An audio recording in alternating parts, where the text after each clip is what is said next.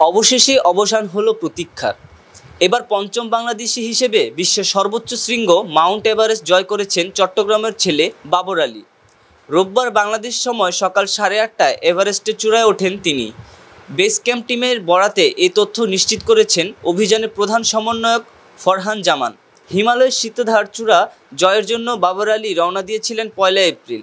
চূড়াটি পর্বতের 15,500 ফুট ওপরে। সকাল 8:30টায় সেখানে তিনি বাংলাদেশের পতাকা ওড়ান। এদিকে বেস ক্যাম্পের ম্যানেজার এবং আউটফিট মালিকের বরাতে বাবরের সংগঠন ভার্টিক্যাল ড্রিমার্সের পক্ষ থেকে ফেসবুকের এক পোস্টে বলা হয়েছে, সৃষ্টিকর্তার কৃপায় এবং লাখো শুভাকাঙ্ক্ষীদের দোয়ায় প্রকৃতি মাতা বাবরকে ক্ষণিকের জন্য স্থান দিয়েছেন নিজের চূড়ায়। খানিক আগে বেস ক্যাম্প ম্যানেজার এবং আউটফিট মালিক আমাদের এই তথ্য নিশ্চিত করেছেন। এখন বাবর আছে ক্যাম্প 4-এ নামার পথে।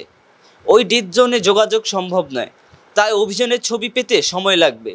গত 1 দশকে হিমালয়ের নানা পর্বত জয় করেছেন পেশার চিকিৎসক বাবর আলী। এর মধ্যে 2022 সালে প্রথম বাংলাদেশি হিসেবে হিমালয়ের অন্যতম দুর্গম চূড়া আমাদাবলাম আরোহণ করেন বাবর।